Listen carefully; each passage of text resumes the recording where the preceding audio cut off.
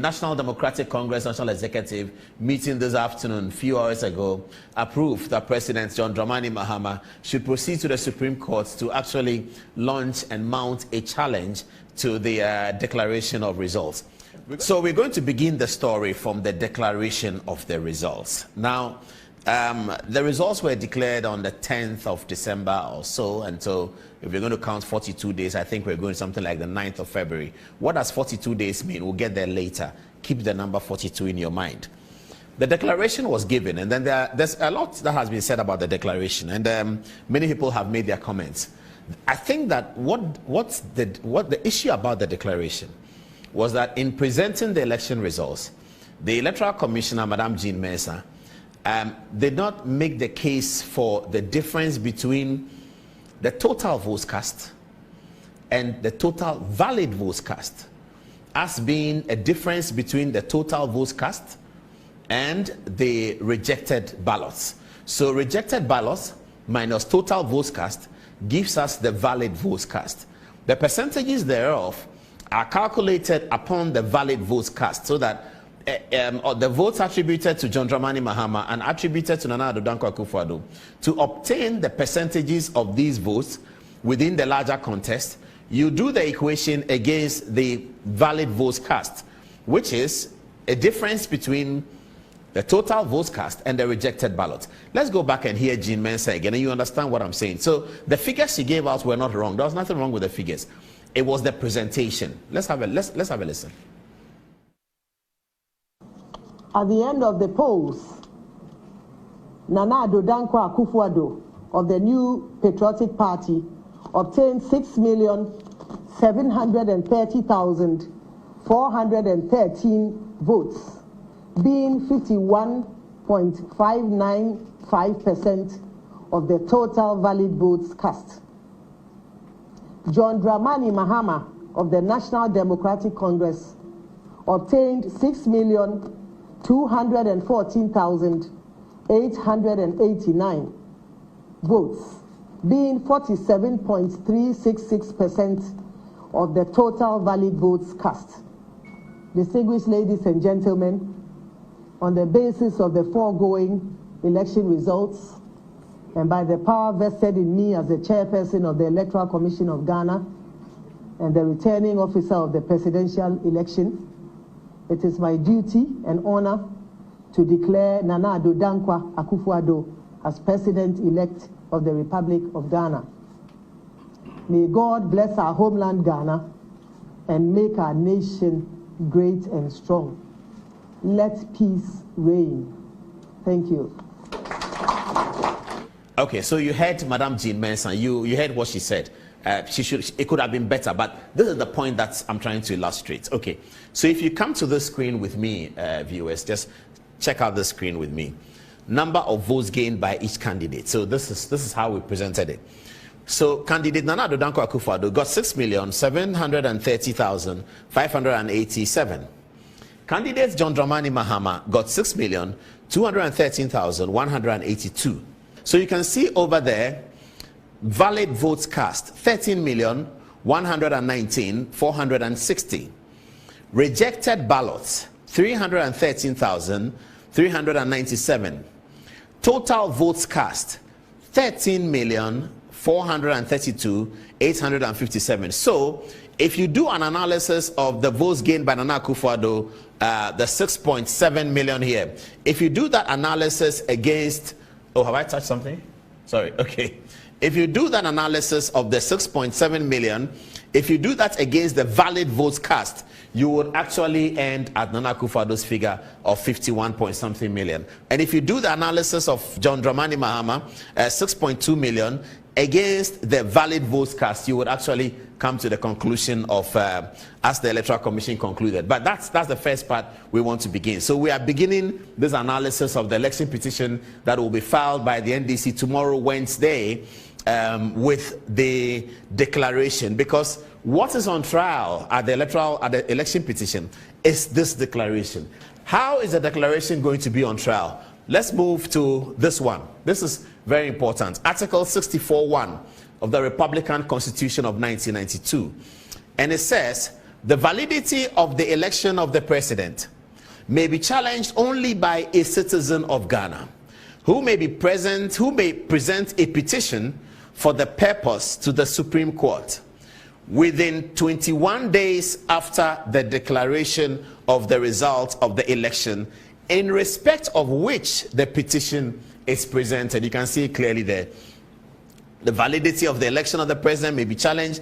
Now, keep your eye on something, because we're going to have a debate here in the studio about what the Supreme Court thinks a citizen of Ghana should be in this regard, and what the law says a citizen of Ghana is. And we've been talking to a plethora of lawyers this afternoon and this evening, and there's total disagreements and different opinions about the meaning of this part. Where is it? The validity of an election of the president may be challenged only by a citizen of Ghana. What does that mean? A citizen of Ghana who may present a petition for the purpose to the Supreme Court within 21 days after the declaration of the result of the election, in respect of which the petition is presented. Who is that a citizen of Ghana? So this book that we look at, the election manual, if you go to page 41 of it, something interesting is written over there. And that's what we were checking out with our friends who are lawyers today. Page 41 of the manual on election adjudication. This is the book. You can see it. You say, okay, yeah, this is the book. Let me stand properly. So, okay, oh, sorry, yeah. Yes, that's it. Election manual. This is the book here. You can see the book. Okay. Now, on page 41 of the book, something interesting is presented over there. Let's look at it. It's here. Okay. This is what the makers of the manual think the meaning of a citizen of Ghana ought to be. They think when they say a citizen of Ghana, it should mean this. And let's walk through it. The question is, can the petition be brought by more than one Ghanaian citizen? It appears that the previous provision of 64.1, it appears that the provision of 64.1 of the Constitution envisages that the petition challenging the validity of the election of the president may be commenced by the person who had been declared by the Electoral Commission as the losing presidential candidate. In other words, the election can be challenged only by the person who alleges that he was the winner. There's only one person among the presidential candidates who is alleging that he was the winner of the presidential election, and that's why he's going to court tomorrow, and that's why he's taking advantage of Article 64.1. This is the commentary, the manual. This is not the law. The law is the Constitution, and if you go to Article 11 of the Constitution, I'll read it. It gives you the order of hierarchy of laws in Ghana, and the Constitution is supreme. So any law found to be inconsistent with the Constitution is to that inconsistency null and void.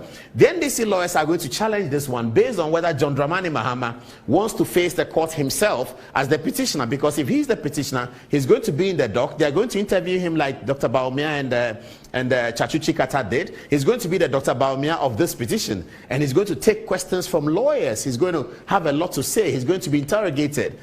Maybe John Dramani Mahama doesn't want to do that, so he's going to stand aside, and someone else is going to file the petition.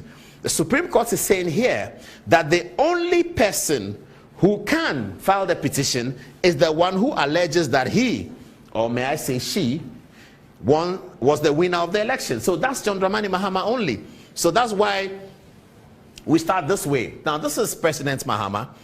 The Supreme Court is saying, and we're waiting to see what the NDC files tomorrow and who they are going to file as a petitioner. That's very, very important. They have Article 64.1, which says a Ghanaian citizen can file. In the last presidential election petition, it was filed by 3 people. Petitioner number 1 was Nana Addo Dankwa Akufo Addo. Petitioner number 2 was Alhaji Mahamadou Bawumia. Petitioner number 3 was Jacob Echebe Lamte. The law is saying now, the Supreme Court is saying now, that their understanding of the Article 64.1 is that only John Dramani Mahama can file this petition, because it is only him who is alleging that he is the winner of the election. How is that going to play out? Will President Mahama actually be the petitioner, and is he going to appear in court and deal with the matter? Let's see a bit. Let's remind ourselves of how these things work, what happens in court. Let's go back and see Chachuchi Kata, who is going to be in this matter with Dr. Baumia. It's just 1 minute. Have a look at it. Polling station is that pink sheet in your hand? This is DA Primary at Francie. That is the same polling station that you just identified as being a counterpart, is it not? That's correct. And can you see a different exhibit number from the exhibit number that you gave us? Yes, that's what I said. MBP 001617. Yes, but on this one, this exhibit here, can you see? Yes, MBP 1735, my lord. That is again a matter of duplication, is it not? Yes, it's mislabeling, but the counterparts exist, and in the context of the analysis, these are duplicate serial numbers, and so it doesn't change the analysis at all. You know, Dr. It's just that the Baumia, counterparts. we have the exhibits that we have, and that is what this cross-examination is about. No, it isn't in both P and J. If you look at the analysis, if you will care to look, we cannot use the nature of the analysis. We cannot use more than one polling station in the analysis. It wouldn't happen. Baumia, just look at your own information. So you saw that. Is John Dramani Mahama going to do that himself? Is he going to sit in the witness box, swear the oath according to the Bible, and be interrogated by the lawyers? Is he going to tell his own story? The last time there was a petition, the first petitioner, Nana Addo Akufo Addo, did not go into the box. It was the second petitioner, as you've just seen, Alhaji Muhammadu Baumia, who did. Lawyers are going to continue to argue, and I think that the NDC are going to, if John Dramani Mahama doesn't want to do it, then the NDC are going to make a case. Sorry, I'll come back to Asiedu Ketia.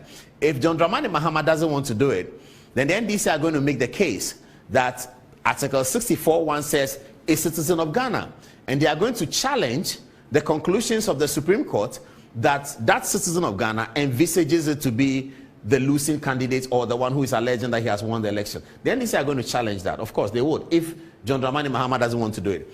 But if John Dramani Mahama doesn't want to do it, who next can do it? Johnson Asiedu Ketia is here.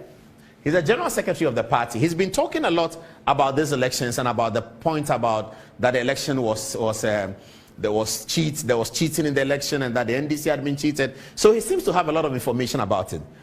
If for some reason people think that John Dramani Mahama cannot, being a former president, should not be subjected to the rigors of courtroom, question and answer and banter with lawyers and all of that, they might elect Johnson Asiedu Ketia, the general secretary of the party, to be the petitioner.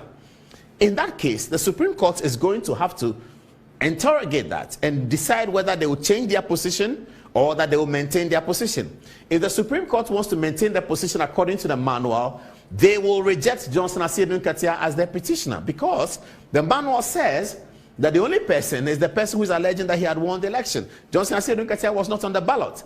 Now, NDC are going to say in that situation that when MPP came to file, you allowed them to have 3 petitioners. Why is it that when we are filing, you don't want us to have 3 petitioners? All of these matters are going to build up tomorrow as the NDC files the petition and we get to understand who is doing what. So Johnson Asiedu Ketia is here. He may be the one to file. If he doesn't do it, Honorable Haruna Idrisu, the minority leader, has also been at the forefront of this exercise by the NDC to make the case that the election was somehow rigged and that there was cheating all over the place, and he led the parliamentary march to the Electoral Commission's office.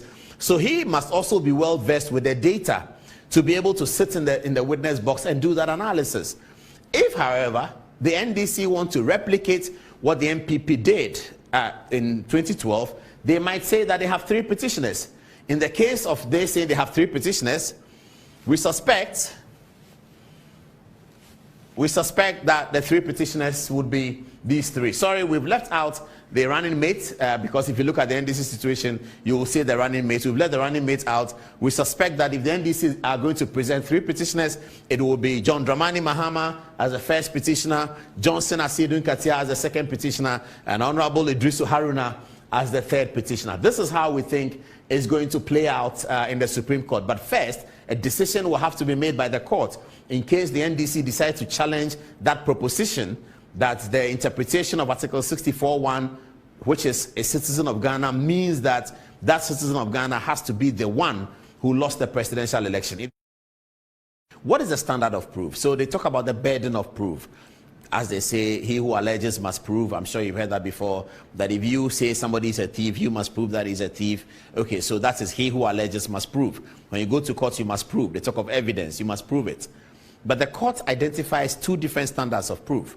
So if the matter is a criminal matter, if the police are prosecuting, the burden of proof on the police or the prosecuting authority is, as we say, beyond reasonable doubt. So it's not every case that goes to court that must be proved beyond reasonable doubt. No.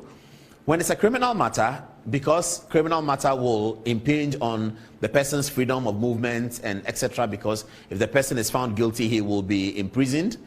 When it's a criminal matter, they will say that the standard of proof is high. That standard of proof is what we call beyond reasonable doubt. When you want to prove that somebody has committed an offense, and when we say an offense, we just mean a crime. When you want to prove that somebody has committed an offense, the standard of proof is beyond reasonable doubt. When you and I are fighting over land, or you and I are fighting over a car, or you and I are fighting over some property, two people, two companies fighting over money, something like that, that's a civil matter. That doesn't involve the police. That involves two Ghanaians fighting over something. That's civil, that's not criminal. When we go to a civil matter for a civil trial, the standard of proof is different. It is on the balance of probability. So there's beyond reasonable doubt, and there's on the balance of probability. This matter that the NDC has taken to court, we wanted to talk about what will be the standard of proof. The NDC is alleging, so they must prove their case. What standard is the court going to hold them to? Is the court going to hold them to beyond reasonable doubt, or the court is going to hold them to on the balance of probability? We think that the court is going to hold them to on the balance of probability because it's a civil matter. However, in proving election cases, you might get to the point where the NDC is going to allege a criminal offense against a presiding officer, against a returning officer, or against an election official, or even against the electoral commissioner herself. When that happens, or if that happens, because the NDC will be alleging that the person has committed a crime, in that small matter where they are alleging that the presiding officer of, say, Mensah has done something wrong that constitutes a criminal offense, to prove that, they would have to be proved beyond reasonable doubt, because that small matter, if you like to, if you don't mind, we can call it the insert of the matter. That insert of the matter is a criminal offense that they are alleging. And so if you allege a criminal conduct, that criminal conduct must be established within the election petition beyond reasonable doubt. But generally, whatever the NDC need to prove, they will have to prove it on the balance of probability. On the balance of probability is a lower standard. It just means that looking at your story and looking at my story, the judge will consider everything and come to the conclusion that, given all the circumstances, he thinks that story A is better than story B, and therefore story A wins. That's what balance of probability means. So you are balancing the two and checking the probabilities. The probability that this is truthful, more truthful than this one, the probability that this is more credible than this one, that's what they're going to do, the balance of probability. So they're going to hear the story of person A, the petitioner, they're going to hear the story of person B, the respondent, and they'll come to the conclusion that they think, one way or the other, the petitioner is speaking the truth or the respondent is speaking the truth, and that's why the judge will say, in the circumstances, we believe that this happened. So that's on the balance of probability. Now, moving straight from here, we're going back to the old election petition, and today we found a lot of information in there. We're not sure whether we can share all for lack of time. But this is an election petition, and we know that there has been an election petition before. So pink sheets are going to be very, very important. Now, in the old election petition, the New Patriotic Party petitioners, Nana Addo Akufo Addo, Jacob Echebe Lamte, and Alhaji Mahamadou Bawumia, were urging upon the courts that let the Electoral Commission bring all the pink sheets so that we can prove our case, because they are the referee. The Electoral Commissioner is the referee. They have their pink sheets. They have their coalition sheets. For instance, Techiman South, they have the coalition sheet. For instance, that the Kotopon, they have the coalition sheet. For instance, Mensah North, they have the coalition sheet. So let the Electoral Commission bring the coalition sheets. This is what Alhaji Mahamadou Bawumia and Akufo Addo were telling the court. They said, let them bring the pink sheet so that we can show you from their own pink sheet that we have won the election.